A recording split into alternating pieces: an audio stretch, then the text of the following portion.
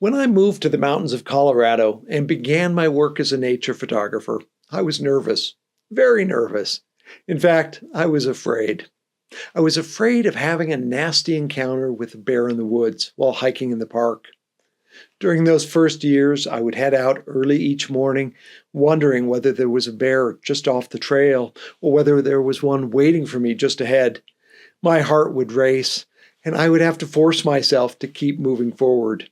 You see, I had heard numerous stories of people being attacked when they startled bears, when people came between a mother and her cubs, or when hikers simply encountered an angry bear. Many of the incidents that I had heard of happened in Yellowstone National Park, Grand Teton National Park, and Glacier National Park, all of which are in the Rocky Mountains. I actually think that many people who visit Rocky Mountain National Park have that same fear, the fear of encountering a bear on the trail. That fear keeps them from hiking very far and from seeing much of the incredible beauty that Rocky Mountain National Park has to offer. So in this video, I want to share with you a little about the bears in the Rocky Mountains, and specifically here in Rocky Mountain National Park.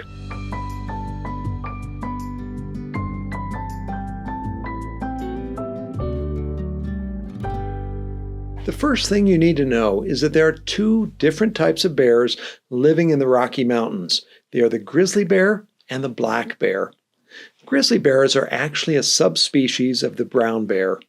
Now, the main difference between black bear and brown bear is not their color, because in actuality, a black bear can be found in a wide variety of colors, from black to brown to cinnamon, or occasionally even blonde. Grizzly bears are generally much larger, weighing an average of about 440 pounds.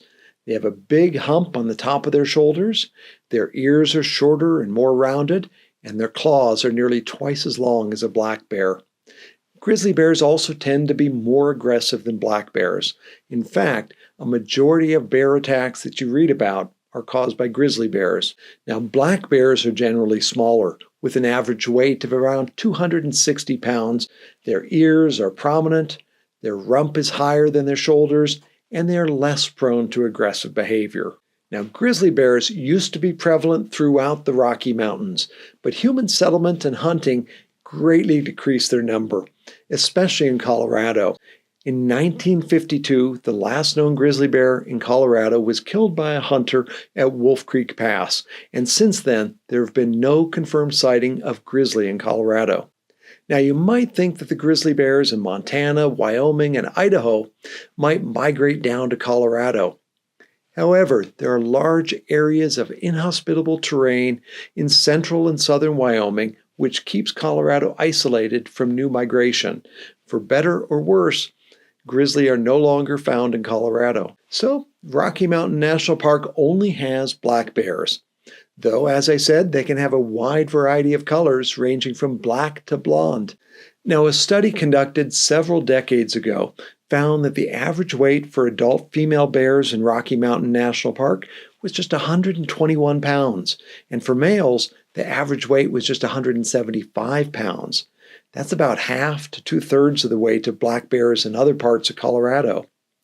Now, those scientists attributed the smaller bears in Rocky to a lack of sufficient food sources for the bears within the park. Now, these black bears tend to be solitary, and here in Rocky Mountain National Park, they seem to be especially skittish. They will do all they can to avoid humans, and even to avoid busy roads and traffic. They're not going to come looking for you. However, they will go to extraordinary lengths to obtain food. But rest assured, they don't look at us like we're juicy steaks. They aren't interested in eating people, but they are interested in any food that they can smell, and their noses are thought to be about 100% more sensitive than a human's nose. Some studies have even suggested that they might be able to smell some things from as far as 5 miles away. Now, black bears will spend most of their day foraging for food, and in the autumn, before they go into hibernation, they've been known to spend up to 20 hours a day searching for food to put on calories before their big winter rest. Now, while black bears are omnivores and can eat almost anything, their primary diet consists of roots, nuts, berries, and insects. And as you can see in this black bear scat, this one has been gorging herself on berries in preparation for the winter hibernation. Now, the most shocking statistic about bears in Rocky Mountain National Park, at least to me, is that there are thought to be fewer than 30 bears in all of the park. The bear density is just 1/12 of what it is in other Rocky Mountain states. Now, if the bears in Rocky Mountain National Park were evenly divided, that would just be one bear for every 14 square miles. And since they tend to be solitary and to avoid humans, that makes it very unlikely that you or I will encounter a bear on the trails in Rocky Mountain National Park. As I mentioned at the beginning of this video, I was very afraid of hiking in Rocky Mountain National Park for fear of running into bears on the trail, especially in the dark. I was sure I was going to be attacked. Well, I've now lived here for 21 years, hiking through the park at all hours of the day and night.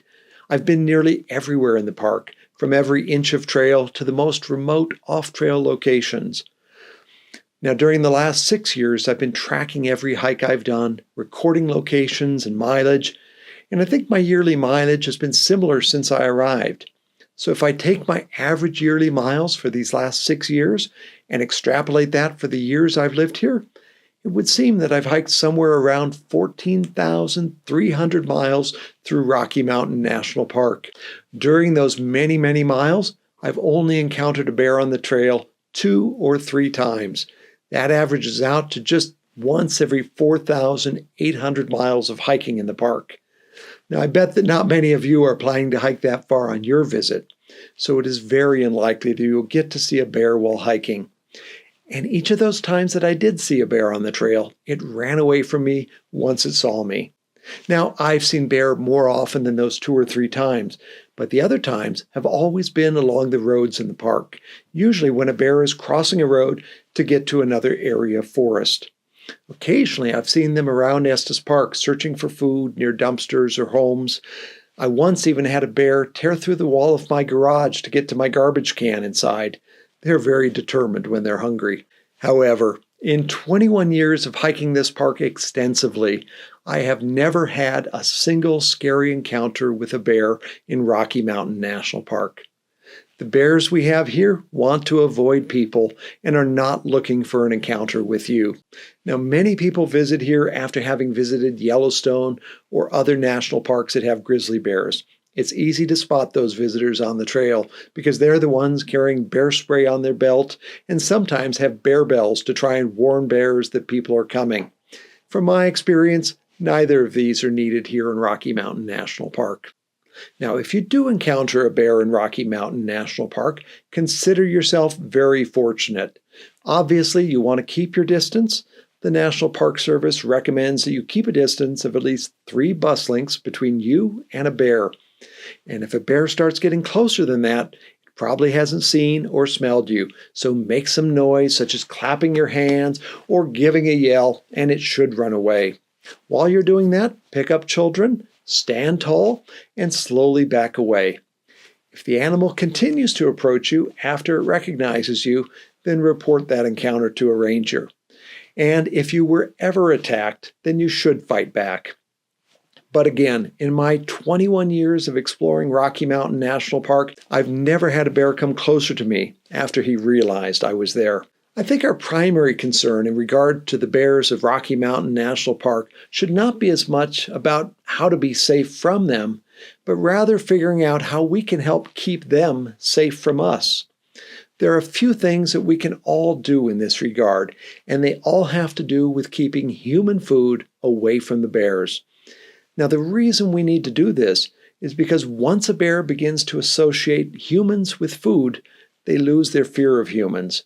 And that's when problems begin to happen. And usually the end result is that the bear has to be killed. Now, they're killed not because they're bad bears, but because we're irresponsible humans. So here's what you can do to help protect the few remaining bears. Number 1, don't leave out food or food-scented trash. This applies when you're hiking on the trail, at your campsite, or outside the place where you're staying in Grand Lake or Estes Park. Always keep your backpack with you when hiking and ensure that all trash is put in a bear-proof trash can. Number 2, remember that wilderness camping requires the use of a bear-proof canister. If you're camping in the park, always use a hard-sided, bear-proof canister. There are only a few that are approved by the National Park for use by Rockies campers, so be sure to check with Rockies Wilderness Office for details. Bear bags or hanging food from trees is not allowed, as they've both been proven to be thwarted by Rockies intelligent bears. And if you're staying in a campsite, use one of the protective bear boxes that's at your campsite to store all smelly items, including food and trash. Number 3, empty your car of all smelly items. When you park your car, especially overnight, either in Estes Park, Grand Lake, or at a trailhead in Rocky Mountain National Park, be sure to empty your car of all food and anything that carries a scent, such as candy, food wrappers, sunscreen, lotion, lip balm, etc., because bears have regularly torn doors off cars to get at what they smell inside. They'll often destroy the whole inside of your car as well when they get in there. Now, some trailheads where they've had regular problems with bears doing this, such as the Wild Basin Trailhead, there you can find protective bear boxes near the parking area where you can put your smelly items until you return. Be sure to make use of them when you head out on a hike or when you leave on a camping trip. We need to do everything we can to keep our food away from bears. With fewer than 30 bears left in the area, we can't afford to lose even one. Well, I really hope that this helped put you at ease about encountering bears in Rocky Mountain National Park. Don't let fear cause you to freeze. If you want to learn more about having safe wildlife encounters, then I recommend that you check out my book, Hiking Rocky Mountain National Park, The Essential Guide. The first 100 pages or so are dedicated to telling you everything you need to know to have a safe and amazing experience while visiting this special place. Well, before I go, I just want to let you know that now is a great time to order my 2025 Rocky Mountain National Park Scenic Calendar. Every month has a different photo that will show you what it looks like during that month here in Rocky Mountain National Park. And these are all photos that I've taken, and I think you're really going to enjoy it. It's a beautiful calendar. Well, these can be ordered from any of my websites. I'll put a link to it in the description below this video. Well, thanks for watching, everyone. I'll see you all soon. To help you prepare for your visit to Rocky Mountain National Park, visit my website, rockymountainnationalpark.com. For hiking guides, calendars, coffee table books, and more, visit rockytrailpress.com. And when you arrive, be sure and stop by my gallery in downtown Estes Park. It's called Images of RMNP.